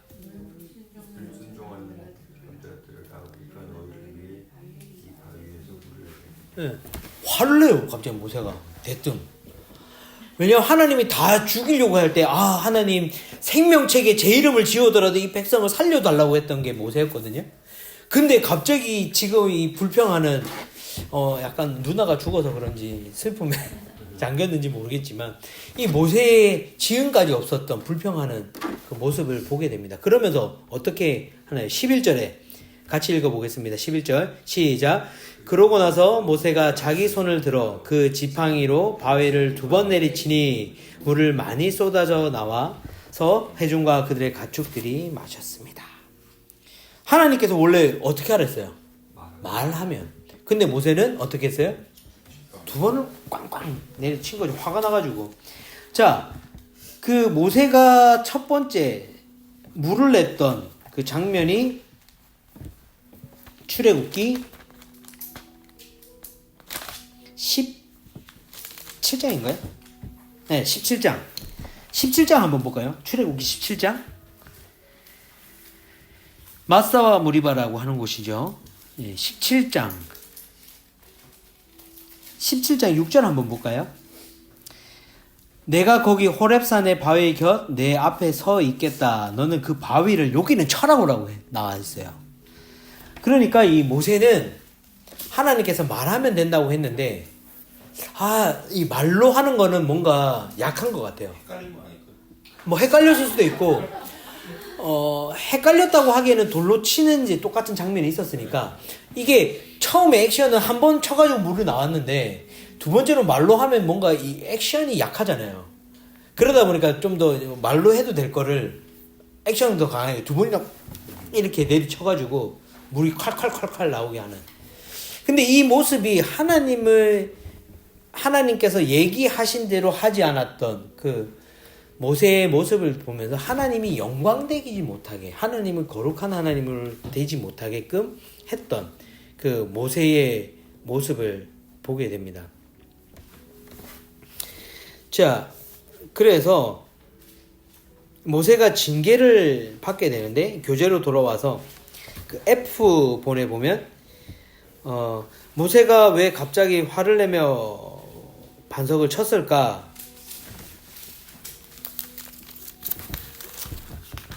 14장의 원망이 있었죠. 14장의 원망이 뭐였나요? 우리가 이집트에서 죽었거나 이 광야에서 죽었으면 좋았을 텐데 라고 했더니 백성들의 원망. 뭐 그런 원망들이 있었고 또 여러 가지 원망들을 통해서 아까까지 나왔던 원망이 몇 번이었죠? 지금 5번째 원망이었죠. 그런 여러 가지 원망들을 통해서 이 모세가 화를 내면서 반석을 내리쳤던 것 같다라고 우리가 볼 수 있게 됩니다. 이것을 통해서 이제 40년 동안 이 가데스 바네아를 중심으로 38년 동안 이제 그 자리에 돌게 되는 것이죠. 자, 거기에 보면 끝까지 반역한 무리를 무시했던 교만, 하나님의 말씀대로 순종하지 않은 불신, 하나님의 거룩한 사랑을 훼손시킨 분노, 이런 것 때문에 이 모세가 하나님께서 약속하신 가나안 땅으로 가지 못하게 됩니다. 하나님의 거룩함을 나타내지 못했다는 게 사실 가장 결정적인 12절에 나오는 이유죠.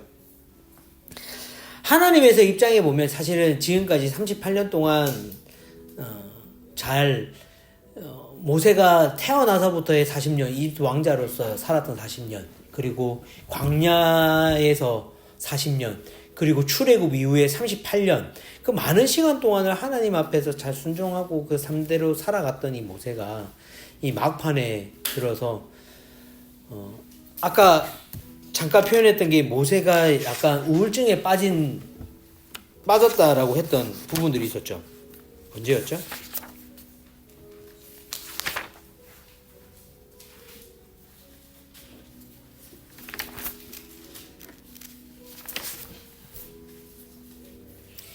(11장) 백성과 70 혼자 이스라엘 백성들을 11장에 나왔던 혼자 백성들을 다 이끌기에 참 부족하다라고 고백하면서 70인 장로에게 하나님이 영이 임했던 그런 모습들.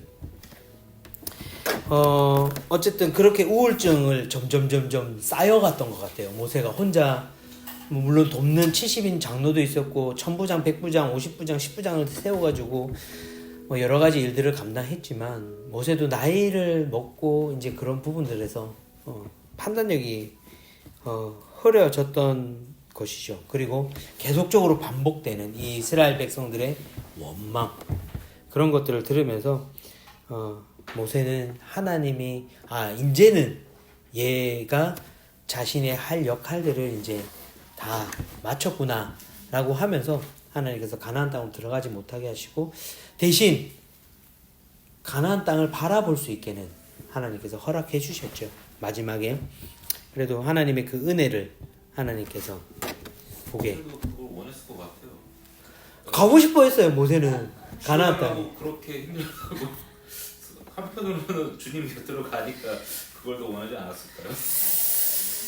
그럴 수도 있는데 어쨌든 모세가 이렇게 실패하는. 왜냐면 보면 그런 게 안 나와 있더라고요. 보통 이게 너 잘못해서 못 가 그러면 백성들을 위해서 잘못했다고 한 번 용서해달라고 기도하고 하는데 막상 이 상황에서는 아무런 내용이 없어서 궁금해서 여쭤보고. 그 38년이라는 시간 동안 지나면서 1세대가 이제 죽고 이제 그 자식들이 이제 성장해서 성인이 되어가고 있는데 그 자식들이 바라볼 때에 지금까지 이끌어왔던 모든 것들이 하나님의 은혜고 하나님의 보호하심이라는 것을 계속 가르치고 있는데 끝까지 그 모습을 후대들에게 보여주지 못하는 백성들을 보면서 모세도 이제 화가 난 거죠. 이 백성들을 이렇게 이끌어내신 하나님의 능력이 아닌데 끝까지 하나님을 신뢰하지 못하는 이 백성들, 그것을 보고 이제 모세도 지쳤던 거죠. 사람인지라. 모세도 사람이라는 것을 우리가 이 모습을 통해서 우리가 발견할 수 있는 것이죠. 우리도 그렇잖아요. 99번 잘했다가 한 번 화내가지고 와르르 무너지는 것처럼 우리 인생도 마찬가지라고 생각됩니다. 그래서 모세처럼 하지 않고 99번 참았는데 그 한 번을 못 참으랴 라고 하면서 마지막까지도 참을 수 있기를 주님의 이름으로 축복합니다. 자, 그 다음 모압에서 실패. 자, 여기 아라바 광야로 가게 되는데 이 앞장 99페이지에 보면 아라바 광야라는 것이 있거든요. 자, 이 아라바 광야, 아까 제가 C 레벨이라는 곳 보여줬잖아요. 제 차로 이동하면서 그 지나면은 그 이제 낮은 지역으로 가게 되면서 거기에 뱀들이 나오는 지역이라고 해요. 그래서 낮아질수록 이제 해가 더 이게 분지처럼 되어서 굉장히 온도가 높게 올라가는 사막 지역이거든요. 그래서 그쪽에 독사들이 많이 나오는 지역이라고 합니다. 21장 요단 동편 점령, 여기서 6번째 원망이 나오게 됩니다. 이스라엘 백성의 6번째.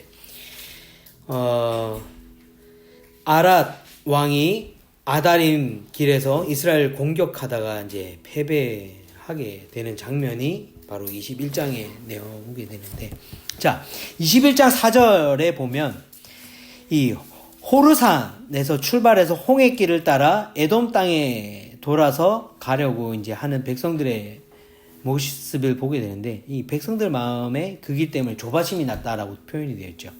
그래서 하나님께 원망을 합니다. 그들이 하나님과 모세에게 대항해 말했습니다. 왜 당신은 우리를 이집트에서 데리고 나와 이 광야에서 죽게 만듭니까? 빵도 없고 물도 없습니다. 그리고 우리는 이 형편없는 음식이 지긋지긋합니다. 하나님의 또 그 원망을 들으시고 하나님께서 이번에는 어디였나요? 아라바 광야에 들어가 있는 이 백성들에게 그 지역에 있는 독사들을 보내가지고 죽게 하게 됩니다. 그 죽게 하면서 하나님께서 노뱀을 용서하는 자들, 이제 노뱀을 보면은 이제 구원받고 노뱀을 본 사람마다 이제 살리시는 모습들을 보게 되는데, 좀 그것이 우리가 어떻게 보면 이 십자가, 예수님의 십자가를 예표하면서 요한복음 3장 16절, 우리가 너무나 잘 하나님이 세상을 이처럼 사랑하사 독생자를 주셨으니, 이 나오는 바로 앞에 요한복음, 저희 잠깐 볼까요? 구약을 하는데 요한복음 3장 14절 15절,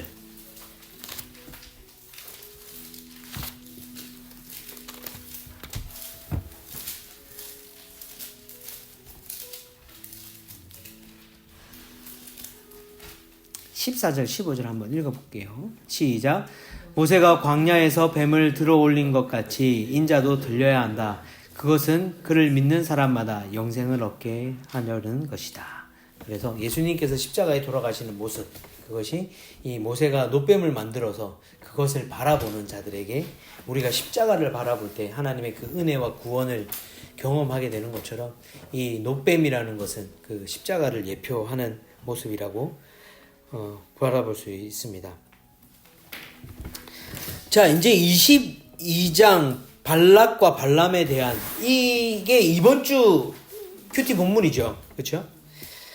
요거 빨리 정리하고 넘어가도록 하겠습니다. 자, 이 모압 왕 발락이 이 미디안 장로들을 초대하면서 이 이스라엘 백성들이 온다는 그 소식을 듣고 어떻게 하면 저들을 저주할까 라고 생각하면서 이 부올의 아들 이 발람을 부르게 됩니다. 제가 수요일 새벽에 설교했던 내용이긴 한데, 화요일과 이 22장의 내용들을 보면 사실은 발람은 하나님의 말씀을 잘 듣는 선지자처럼 나와요. 그죠? 하나님의 음성을 듣고 발락의 지도자들을 따라가지 않았어요, 처음에. 그죠?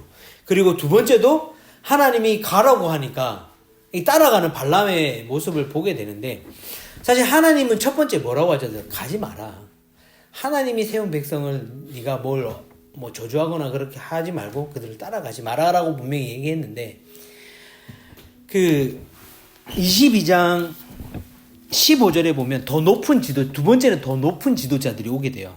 그러면서 뭐라고 얘기하냐면, 첫 번째 가지 말라고 했잖아요. 그러면 두 번째가 오더라도 하나님께서 가지 말라고 했으니까 안 됩니다, 돌아가십시오라고 해야 되는데, 19절에 보면 뭐라고 하냐면, 당신들도 여기서 오늘 밤 묵으십시오.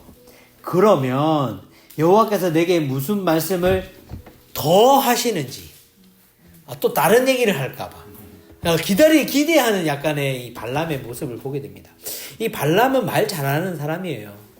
말을 잘하고 무당이라고 표현을 하고 있죠. 그리고 신약 성경에 보면 이 발람, 요한계시록 2장에 보면 이 발람에 대해서 좋은 평가를 하지 않고 있고, 그리고 베드로 야고보서였나요? 야고보서인가? 여기 있나?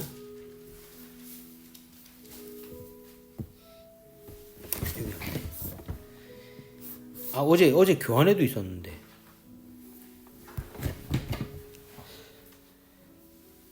저거 찾아드리겠습니다. 이 발람에 대해서 신약 성경에 정확하게 설명하고 있거든요.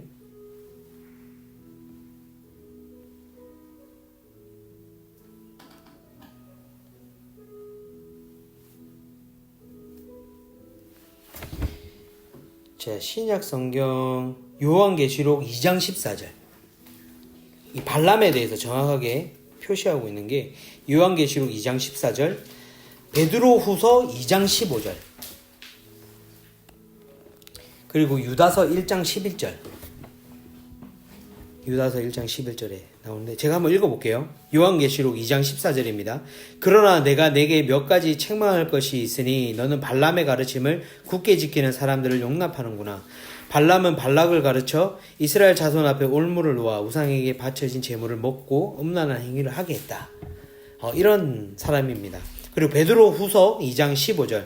그들은 유혹을 받아 바른 길을 떠나서 부올의 아들 발람의 길을 따라가는 사람들입니다. 발람은 불의의 대가를 사랑하다가. 유다서 1장 11절. 이들에게 재앙이 있습니다. 이들은 가인의 길을 따랐고 자기의 이익을 위해 발람의 어긋난 길로 몰려갔으며 고라의 반역을 도모하다가 멸망을 당하고 말았습니다. 이 발람에 대해서 이렇게 신약 성경은 설명하고 있습니다. 자, 이 발람이 이제 그 지도자를 따라가게 되죠. 지도자를 따라가게 되면서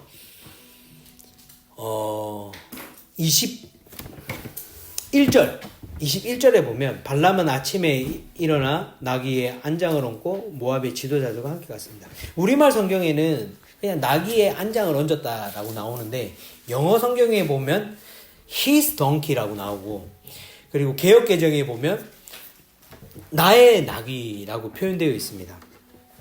이 발람은 하나님이 가라는 얘기에 평소에 자기가 타던 나귀에 안장을 올리고 신나게 이제 가는 모습. 야, 이제 가면은 하나님이 가라고 했으니까 저들이 약속했던 뭐 내가 원하는 거 다 주겠구나 하고 가는 거예요. 갔더니 그 모습을 보고 하나님이 분명 가지 마라 했지만, 처음에 가지 마라 했고 두 번째 마지못해 가라고 했는데 진짜로 이 떠나는 이 발람을 보고 화가 나가지고 하나님이 천사를 보내시게 되죠. 그래서 첫 번째 멀리 하나님이 막아선 것을 보고 이 나귀가, 말은 못하지만 눈이 밝았던 나귀는 밭으로 길을 틀게 됩니다. 이 나귀가 밭으로 간다는 것은 이 농작물을 다 망가뜨리는 것이거든요. 근데 그렇게 가는, 근데 거기서 얘기하는 이 나귀가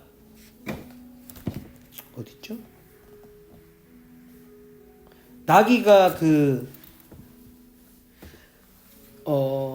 밭으로 들어갔다라는 말의 원어 단어와, 네, 23절에, 그리고 21절에 지도자들과 함께 갔다라는 그 히브리어 원어가 같습니다. 그러니까 잘못된 길로 간다는 거예요.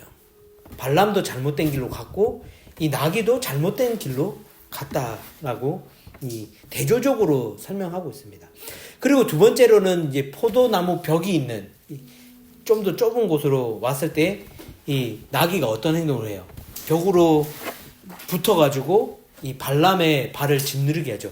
이 발이라는 건 뭐예요? 우리가 걸어갈 수 있는, 걸어갈 수 있게 하는 건데 발이 아프게끔 짓누르겠다는 것은 이 가지 말아야 할 길을 이 발람이 가고 있다라고 하는 것이고, 세 번째로 오른쪽과 왼쪽, 26절에 천사가 이제 좀 더 적극적으로 나오죠. 앞으로 나와 오른쪽이나 왼쪽, 이 오른쪽으로 하면 왼쪽으로 표시되어 있는데 이 히브리어 원어로 보면 오른손과 왼손, 한 사람이 요 정도를 얘기하는 거예요. 한 사람이 겨우 지나갈 그 골목에서 이제 길을 막고 선 거예요. 그러면서 이 나귀를 막 때리죠, 발람이. 그러면서 뭐라고, 지팡이로 때리면서 뭐라고 얘기하냐면, 야, 내가 칼이 있었으면 너 죽였을 거야.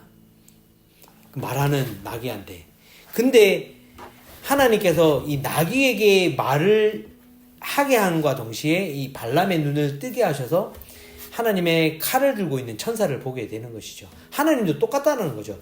이 발람이 나귀에게 했던 행동처럼 하나님도 이 발락을 칼로 죽이려고 했던 그 모습을 보게 되는 것이죠.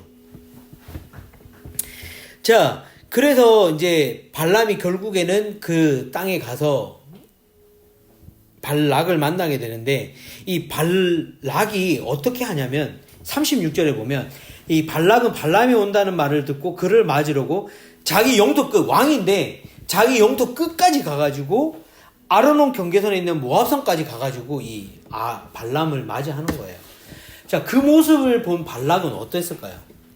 야, 내가 가는 게 저 왕조차도 우리말로 하면 버선발로 이렇게 나를 환영해 주는데, 야, 다 준다고 하는데 진짜 하느님이 뭔지 나한테 이렇게 죽이려고 하고 이렇게 해서 내가 저 부귀영화를 못 누리겠구나 하는 그 마음이 계속 있는 거죠. 그렇지만 이 천사가 자기를 죽이려고 했던 그 모습을 보고 나서 이제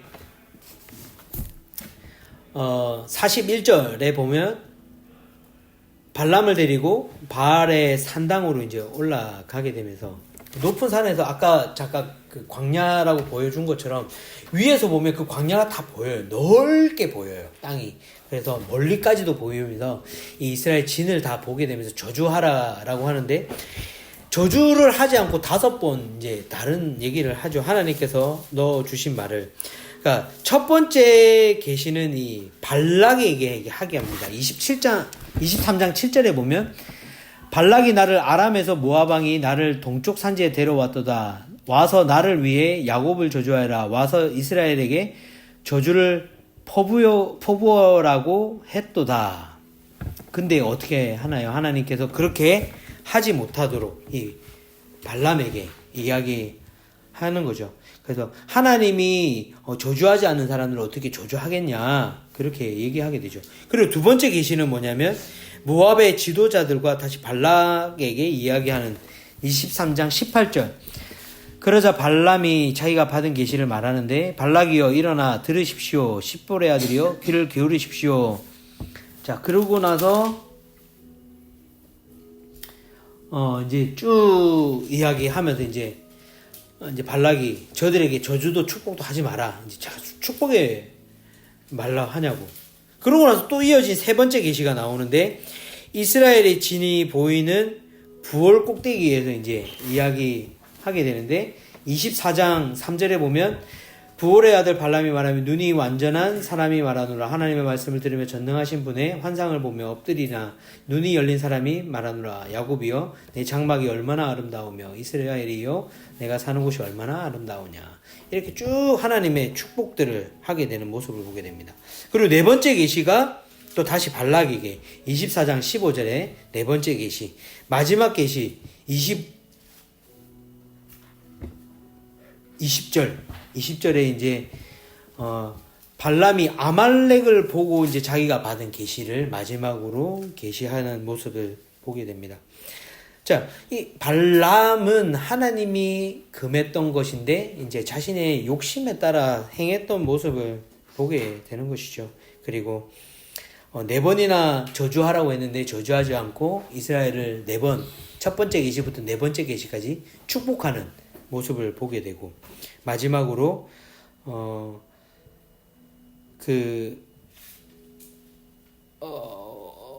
어디였나, 아말렉을 보고 아말렉에 대한 이제 예언을 하게 되는 모습을 보게 됩니다. 참 말은 잘했지만 눈이 어두웠던 발람. 그런데 이 한낱 동물인 나귀는 말은 못하지만 눈이 열려있는 그런 모습들을 참 보게 됩니다. 그래서 우리가 항상 기도할 때 영적으로 눈이 띄게 해달라고 저희가 기도해야 되는 이유가, 우리가 눈을 떠서 하나님의 나라와 영광을 바라볼 수 있어야 하나님의 말씀대로 우리가 살아갈 수 있기 때문에 우리가 그렇게 살아야 하는 것입니다. 벌써 9시네. 큰일 났네. 요까지만 하고 잠깐 쉬겠습니다. 25장까지. 자, 그 다음 시딤에서의 음행 25장. 자, 우리 이 교재에 보면 비느하스가 시므리와 고스비를 벌하자 전염병이 멈추었다. 자, 이 사건이 뭐냐면은, 자, 모압이 이스라엘을 타락시키는 장면이 나옵니다. 모압 여인들이 이제 음란한 짓을 이제 저지르기 시작하는데, 시딤에 머물고 있을 때 이스라엘 백성들과, 자, 3절에 보면 바알 부올의 일에 참여하게 되는데, 이 바알 부올이란 뭐라면 부올에서 섬기는 바알, 그러니까 부올의 바알이라는 뜻입니다. 바알 부올이라는 것은 부올에게 섬긴 바알,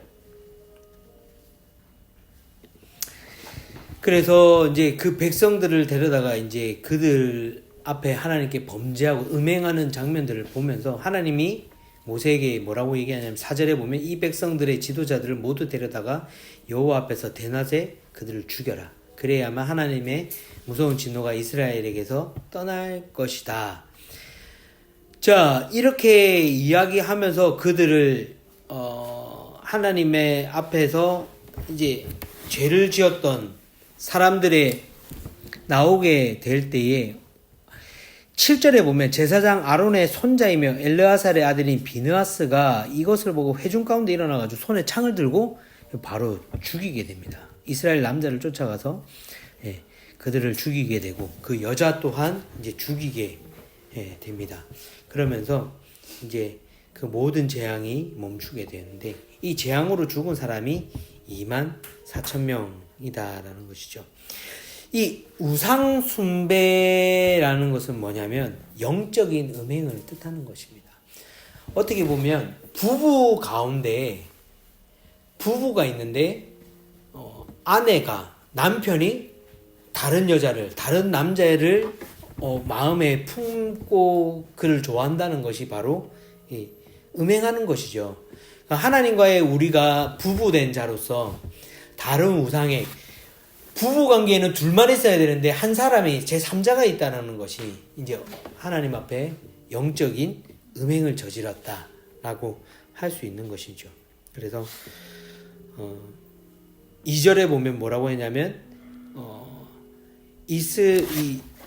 이방신들에게 희생 제사를 드렸던 그 제물을 먹게 하고 그리고 그들과 그 여인들과 음행하는 그 모습들. 그 이방신들을 제사 지냈던 여자들은 보통 이제 기억이 안 나네. 신전에서 섬겼던 여자 신녀 아닌데? 아무튼 거기서 섬겼던 그런 여성들은 거룩해서 거기서 있는 것이 아니라 그곳에 온 사람들을 이제 성적으로 접대하는 역할들을 감당하게 됩니다. 그래서 그런 여인들, 그런 좋지 않은 것들을 버렸다는 것으로 하나님께서 이제 벌하시게 되는 장면들을 보게 됩니다.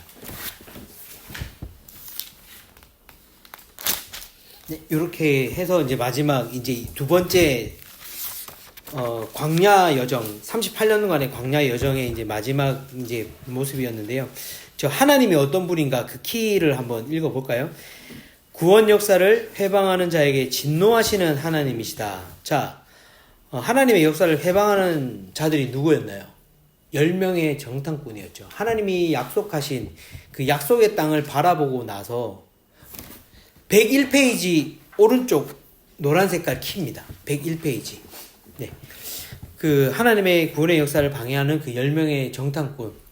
네, 그들을 진노하면서 그들이 하루가 1년으로 계산해서 40년 동안 지나게 되는. 자, 두 번째는 지도자에게 거룩한 의무를 요구하시는 하나님. 자, 모세가 약속의 땅으로 들어가지 못했던 것은 하나님의 거룩함을 나타내지 못했기 때문에 하나님이 명령한 대로 따르지 않았던 거역했던 모습의 하나님. 지도자라고 한다면 요즘도 마찬가지죠. 목사들에게 뭐 요즘에 사회적으로는 뭐 이혼하시는 분들 뭐 아니면 뭐 요즘 젊은이들은 동거하는 것들 이런 것들이 뭐 그럴 수도 있다라고 이제 저희들이 생각하는 경향들이 많이 있지만 만약에 전도사가 어떤 여자하고 동거하고 있다. 그러면 이제 그런 부분들은 저희가 사회적인 관념보다는 좀 더 높은 율법을 요구하는 것처럼 그래서 목회자들이 무슨 사건이 있으면 굉장히 이슈가 되잖아요. 그런 거룩의 잣대가 더 지도자들, 영적인 지도자들에게는 교회 중직자들도 마찬가지죠. 그런 부분들은 더 중하게 요구하시는 것이죠. 자, 마지막으로는 우상 숭배를 결코 용납하실 수 없는 질투하시는 하나님. 이 시딤에서의 음행, 우상 숭배라는 것은 영적인 음행과 같다라고 얘기하시면서 하나님의 온전히 섬기기를 바라시는 그 하나님의 모습을 보게 됩니다.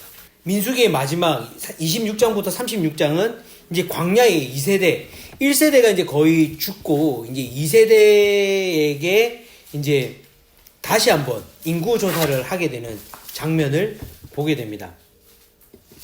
자, 교재 102페이지에 보면 이 모압 지역 여기가 딱 지금 요르단 요 모압 땅 갔다 왔어요. 네, 모압 땅 갔다 왔는데 여기가 이제 굉장히 약간 고산지대예요. 신명기 가서 이제 볼 내용이지만 요단 동편에 머물렀던 지파가 있었죠. 르우벤, 므낫세 반지파, 갓지파. 제가 요르단을 여기 지나가면서 요르단이 이제 도시가 그 수도가 여기쯤이거든요. 요렇게 해서 이제 요렇게 여행을 했던 시간인데 이쪽 지역을 쭉 가보니까 굉장히 그 약간 지역이 높거든요. 높은데도 불구하고 여기가 굉장히 풍요로운 지역이에요. 농사를 지어도 굉장히 보면 밀밭하고 이런 거 굉장히 넓게 보이는 지역들이 굉장히 많이 펼쳐져 있거든요. 그러니까 광야라는 게 아까 보여드릴 때 아무것도 없었잖아요. 그들이 봤던 거는 40년 동안 아무것도 없는 땅을 바라보다가 이 모압 땅을 들어갔더니 여긴 곡창지대인 거예요. 곡창지대. 그랬더니 하나님이 약속한 가나안 땅에 있지만 여기 모압 지역의 곡창지대를 보고 나니까 야 이거보다 더 좋을 수 있을까? 라는 마음이 들 정도로 그 땅이 풍요롭더라고요. 그래서 성지순례나 우리가 이렇게 선교지를 가봐야 하는 게 정말 이 성경의 배경들을 이해할 수 있는 그런 눈이 열리게 되더라고요. 그래서 왜 므낫세 르우벤 므낫세 반지파 갓지파가 왜 약속의 땅으로 가지 않고 여기에 머물게 해달라고 했나, 그 이유가 그런 것 때문이구나 라는 것을 좀 깨닫게 되었습니다. 쓸데없는 얘기 또 했네요. 예, 여기 교재 102페이지에 봐도 모압이라는 거에 설명에도 나와 있죠. 해발 고도 900m 이상 고원지대이며 땅이 기름지고 강우량이 적당하여 농사와 목축에 적합했다. 이번에 또 딴소리인데 이번에 터키 제가 성지순례 갔다 왔잖아요. 터키 중부 지역도 거기도 해발 900m 정도 되는 지역이거든요. 근데 어떻게 보면 되게 산 위잖아요.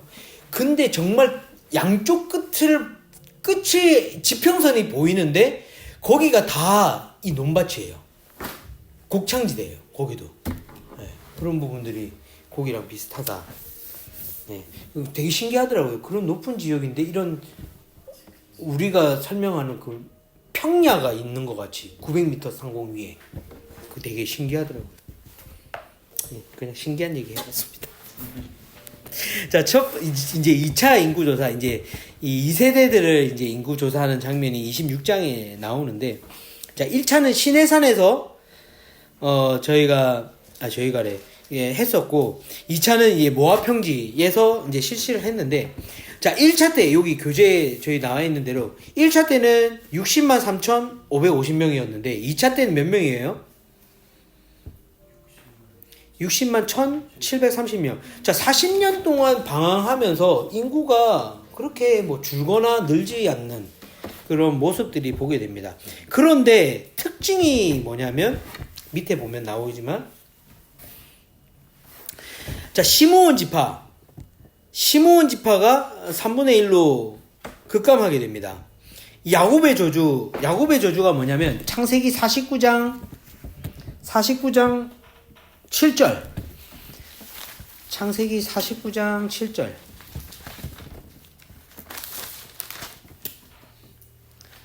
자, 그들의 분노가 맹렬하고 그들의 진노가 잔인하니 저주를 받을 것이다. 내가 야곱 족속 가운데 그들을 나눠 놓으면 내가 이스라엘 족속 가운데 그들을 흩어 놓을 것이다.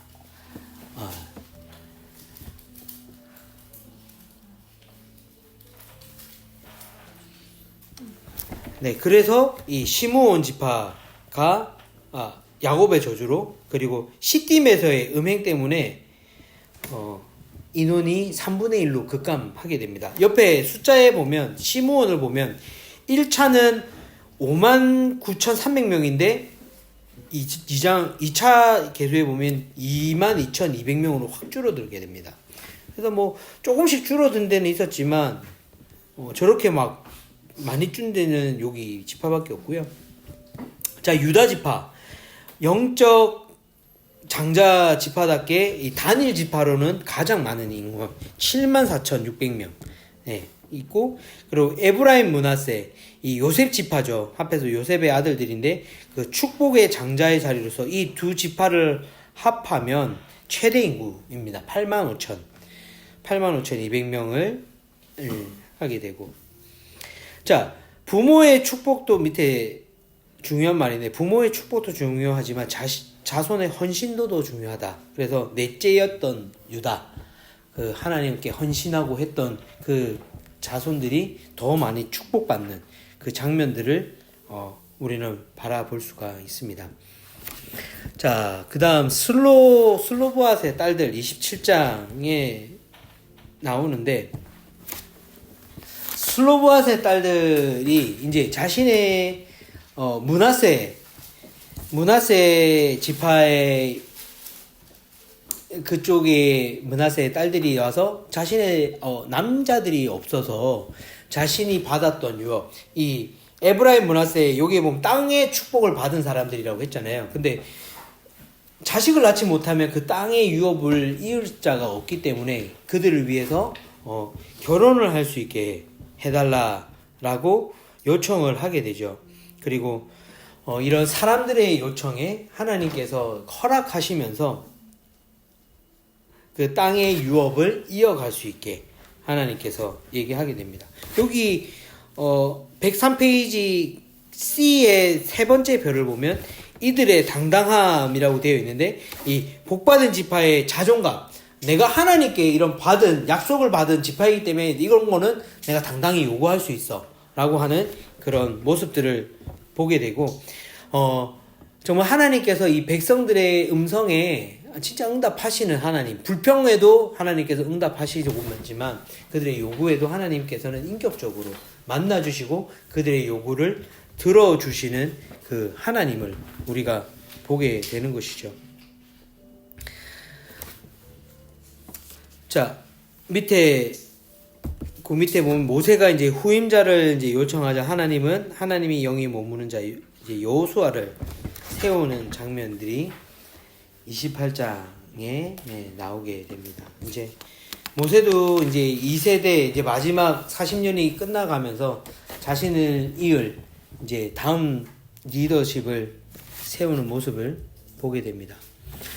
세 번째, 제사와 절기 규정 28장과 29장에 나오는데, 뭐 인구조사 이후에 또 다시 한번 이 제사와 절기에 대한 규정을 또 얘기하시는 거예요. 왜냐, 1세대에는 그렇게 얘기했는데 1세대가 이제 죽고 나서 몇십 년이 지났잖아요.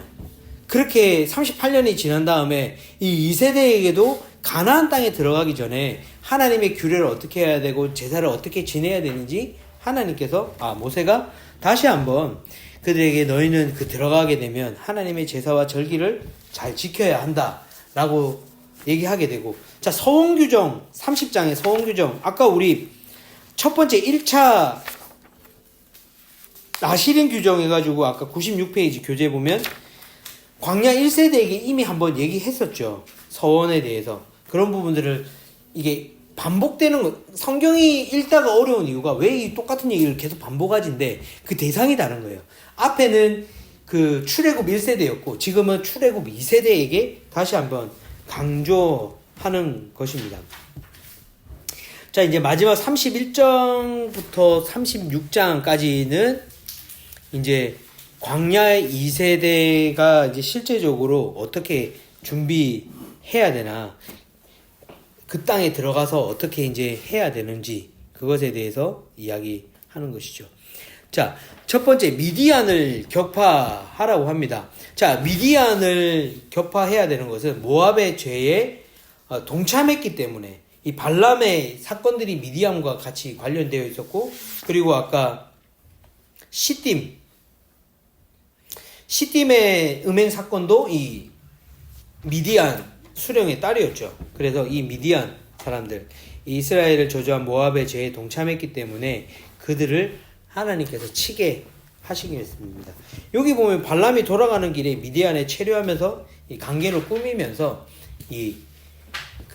아까 앞에서 봤던 몇 장인가 25장의 그런 사건들을 아마 꾸민 건 아닌가라고 이제 추정할 수 있게 됩니다. 자, 그래서 이제 이스라엘은 미디안의 5 왕과 발람을 이제 죽이게 되는 것이죠.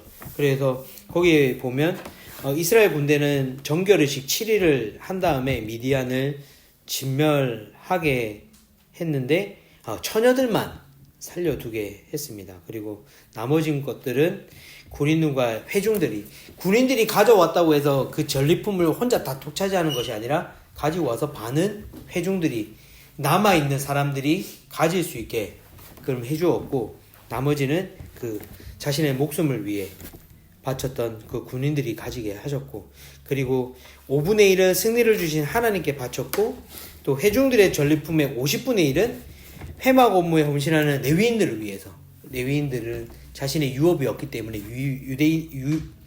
레위인들을 위해서 주게 이렇게 하면서 이렇게 많은 돈을 이제 가지고 오게 되는 것이죠. 자, 32장 요단 동편 지파에 대해서 나오는데, 아까 제가 잠깐 설명드렸는데 요 지도 보시면 루벤, 갓,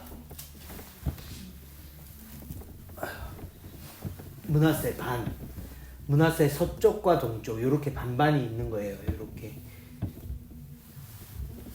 요단강을 이렇게 봐가지고 요단 동편, 이쪽이 지금 다 요르단 땅입니다.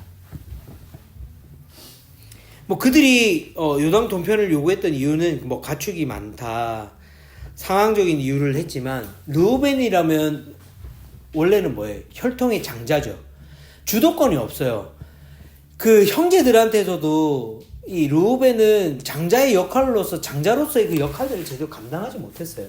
그러면서 약간의 자괴감, 그런 부분들에 있어서 동생들이, 유다가 이제 리더잖아요, 넷째가. 그런 동생들이 이렇게 우두머리가 되어 있는 그 가나안 땅에는 도저히 못 들어가겠다, 우리는 여기서 남겠다라는 그런 의미도 있는 것이죠.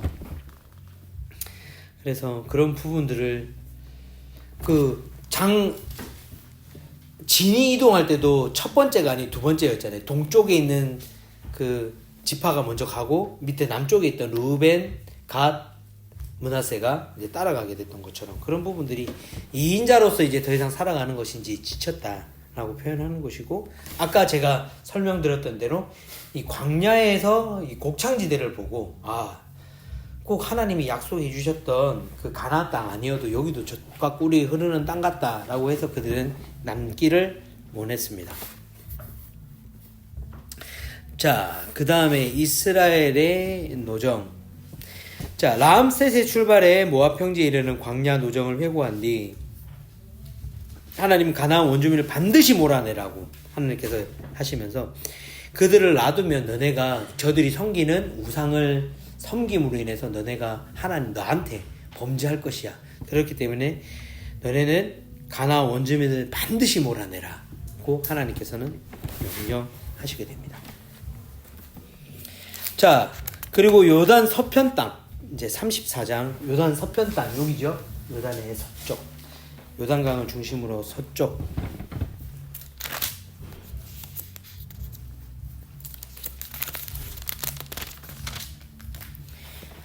혹시 노정이란 말 이해 안 되시는 분 있으세요? 이스라엘의 노정 33, 지금까지 여정을 얘기하는 거예요. 지금까지 과거에 왔던 여정, 노정. 혹시 모르실까봐. 네. 자, 이제 34장은 요단 서편 땅에 관련돼서 이제 이야기를, 내가 이거를 정리를 안 하고 넘어가 버렸네. 네, 이야기를 하게 되고, 그리고 35장에 레위 지파와 성읍, 레위 지파의 12지파의 기업 중에 이제 하나님께서 도피성 6개를 이야기하시고, 일반 성읍 42개, 그리고 총 48개의 성읍을 받아서 거기서 이제 머물러라, 레위인들은 얘기를 하게 되시는 것이죠. 도피성이라는 것은 하나님의 어떻게 보면 악의로 범죄한 사람이 아니라 실수로 뭔가 내가 의도치 않았는데 죄를 지은 사람들이 이곳에 가면 용서를 받게 되는 그런 도피성, 하나님의 진노하심도 있지만 하나님의 용서도 있는 그 모습을 이 도피성을 통해서 우리는 발견하게 됩니다. 그리고 마지막 기업 분배의 부칙. 자, 므낫세 지파가 슬로브앗의 딸들에게 준 기업이 다른 지파로 옮겨질 것을 우려를 표하자 하나님은 이것을 수용하자 그녀들이 같은 지파 안에서만 시집가도록 하나님께서 그 자신의 지파에 받았던 유업이 다른 지파에게 흘러가지 않도록 하나님께서 같은 지파 안에서만 결혼을 하게끔 하나님께서 또 이렇게 얘기하셨습니다. 자, 이 광야 2세대의 하나님은 누구신가? 같이 한번 읽어보겠습니다. 시작. 심판 중에도 소망을 준비하시는 하나님. 그 다음에 사람의 합당한 요청을 승낙하시는 합리적이신 하나님. 이게 슬로브앗의 하나님이시죠. 그리고 마지막 억울한 사람을 보호해 주시는 하나님. 아까 레위지파 성읍의 도피성 6개 억울한 사람들, 억울하게 죄를 지었지만 그들에게 실수로 죽여서 똑같이 죽을 수밖에 없는 자들이었지만 하나님께서는 그들을 용서하시는, 그들의 기회를 주시는 하나님이시죠. 요거는 교재에 없는 건데 한번 조금 써주시면 좋을 것 같아요. 광야는 내려놓음입니다. 광야는 내려놓음이다. 광야는 내려놓을 수밖에 없죠. 내가 뭔가를 거기서 한다거나 뭔가를 할 수 없는 상황들이기 때문에 광야는 내려놓음이다. 그리고 두 번째로 광야는 하나님만 신뢰합니다.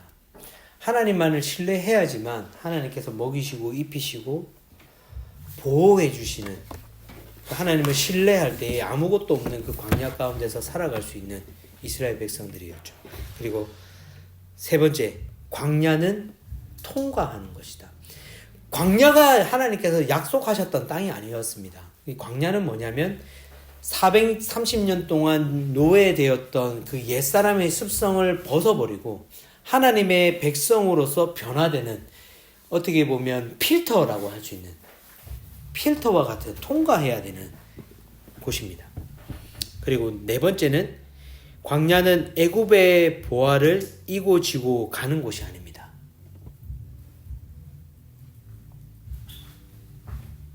애굽의 보화로 뭘 만들었죠?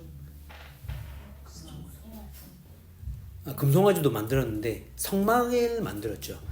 그 성막의 재료로 관련돼서 그 지성소를 만들 때 금이 많이 필요하거든요. 그런 것들을 하나님께서 출애굽할 때에 이집트 사람들에게 받았던 많은 것들과 그리고 전쟁을 통해서 받았던 전리품들, 그런 모든 것들을 하나님의 성막을 위해 지으라고 얘기하셨죠. 그래서 그걸로 권사님이 얘기하셨던 것도 금송아지를 만들었던 것들을 하나님께서 이제 다 멸하셨던, 우상을 위한 것이 아니라 성막을 지으라고 하셨고, 마지막으로 광야는 나를 내려놓고 하나님만으로 충만해지는 곳. 나만 의지해가지고는 살아갈 수 없는 곳이 광야입니다.